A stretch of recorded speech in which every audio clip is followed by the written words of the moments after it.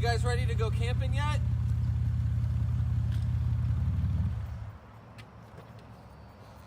So as you can see, we got the truck running. It's out here. It was never not running, but it's been sitting a while. And we've got some more work done on it that we're excited to show you here. And I know it looks like not much work has been done since the last video, but there has been, and we'll show you here shortly.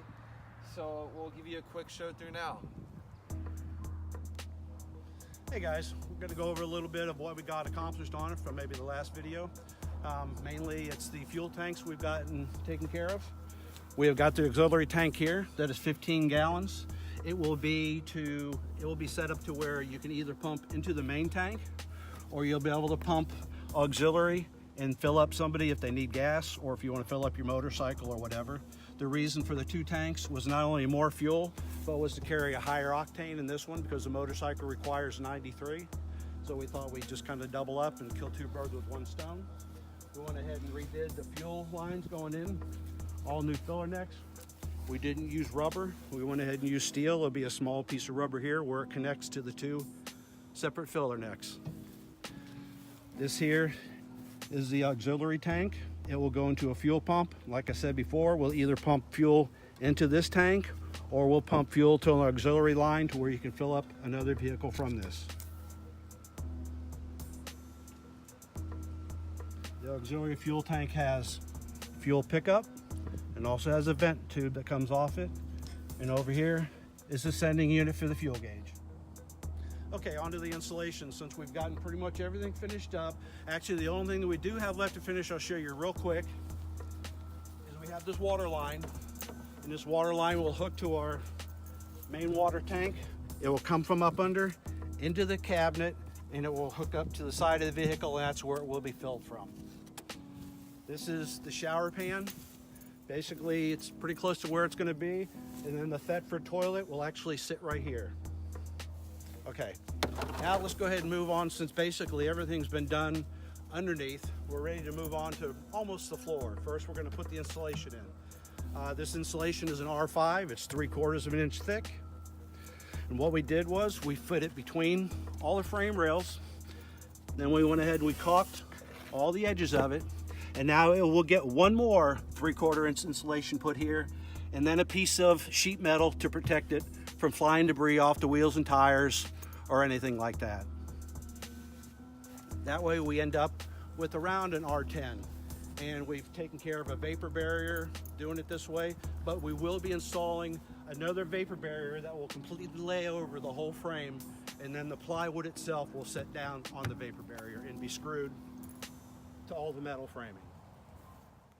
So I'll go ahead and show you a little bit more of the insulation now, just so you can kind of see how we did it and how it all sits into place here. So as you can see the thickness here, it kind of just goes under and sits into place, and then it's adhered like we showed in the previous part. And you can also see the insulation here finishing up around the bottom of the water tank, really totally encapsulated in it. And then obviously the stairs as well have the insulation here. So once all that insulation's in place and then the main vapor barrier put in, it's really time to start prepping for laying the wood. And we actually already have that wood, and we'll show you what we went with. So now here's our floor we're going to be doing. We went with a 3/4 inch AB marine grade fir. It was at Lowe's, about 85 bucks a sheet we paid for it. We're going to be using 3 sheets for the 12 feet of the camper length. And it's a really nice wood when you look at it up close.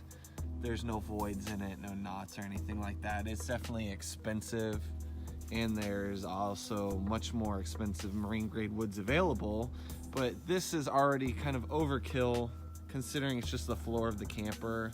But it's really nice stuff, and it's going to take screws really nicely, and the entire camper is going to be built off of that, really. So we didn't want to cheap out on the wood. So you can see that, and then we've got a couple more sheets here for once we start doing that. So the wood's going to lay down on top of the frame, obviously, and the edges of the wood are basically going to come to the metal bar of the frame there. Hey guys, this is Anthony with Odd Couple 4x4.